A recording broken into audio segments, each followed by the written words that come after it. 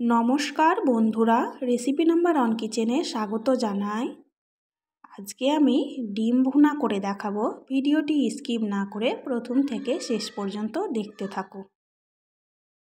আর ভালো লাগলে like comment share অবশ্যই করবে। আর নিত্য নতুন রেসিপি পেতে আমার চ্যানেলটিকে সাবস্ক্রাইব করে রেখো।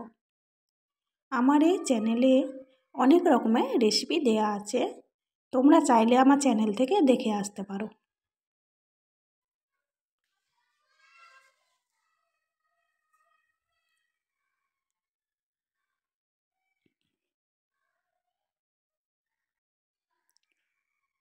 আমি প্রথমেই ডিমগুলো দিয়ে দিলাম। এবার আমি ডুমো ডুমো করে আলু কেটে রেখেছিলাম, সেটাও আমি ডিমের মধ্যে দিয়ে দেব। আমি একসাথেই এগুলো সেদ্ধ করে নেব।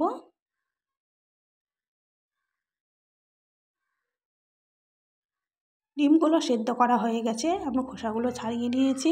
এবার আমি দিয়ে দিলাম কড়াইয়ে সরষের তেল। এবার আমি ডিমগুলো হালকা করে ভেজে নেব। খুব বেশি ভাজা দরকার নেই, হালকা করে ভেজে নিলেই হয়ে যাবে। ডিমগুলো ভাজা হয়ে গেছে, এবার আমি তুলে নেব। এবার আমি আলুগুলো ভেজে নেব।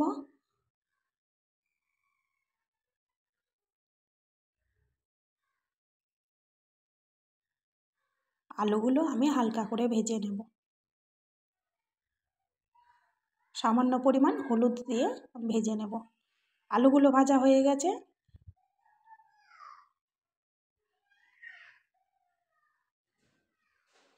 এবার আলুগুলো তুলে নেব। এবার আমি মাঝারি সাইজের দুটো পেঁয়াজ কুচি দিয়ে দিলাম।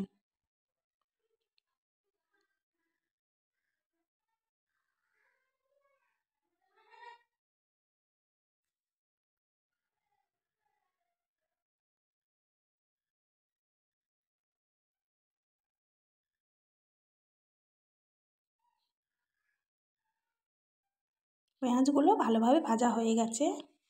এবার আমি জিরে, ধনে, লঙ্কা, আদা, রসুন, পেঁয়াজ একসাথে আমি বেটে নিয়েছিলাম, সেটা আমি এর মধ্যে দিয়ে দিলাম। আর সামান্য পরিমাণে জল দিয়ে দিলাম। এবার আমি মশলাটা ভালোভাবে কষিয়ে নেব। দিয়ে দিলাম বড় সাইজের একটি টমেটো কুচি। আর দিয়ে দিলাম ধনে পাতা কুচানো।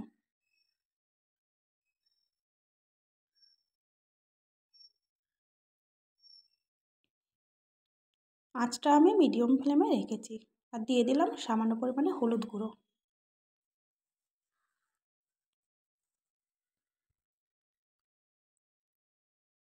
আর দিয়ে দেব স্বাদ মতো লবণ।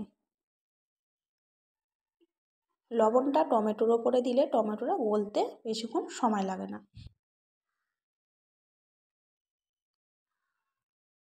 টমেটো সেদ্ধ হতে শুরু করেছে ভালোভাবে। টমেটোগুলো এবার সেদ্ধ হয়ে গেছে, মশলাটা আমি ভালোভাবে কষিয়ে নিয়েছি।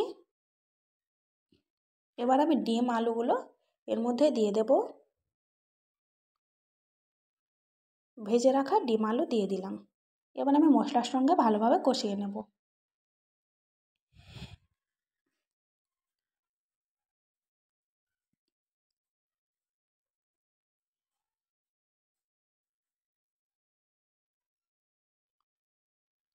ডিম আলু আমি ভালোভাবে কষিয়ে নিয়েছি। এবার আমি এই বাটিতে 2 বাটি আমি জল দিয়ে দেব।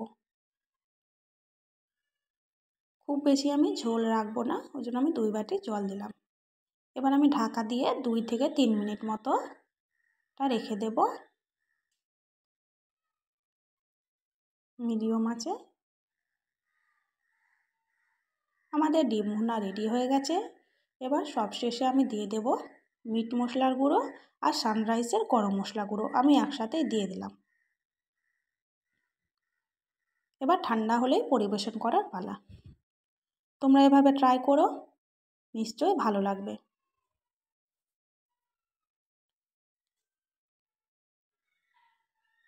এই ঠান্ডা ঠান্ডা দিনে গরম গরম ডিম ভুনা গরম ভাতের সাথে জমে যাবে বন্ধুরা। আজকের রেসিপিটি কেমন লাগলো অবশ্যই কমেন্ট করে জানাবে।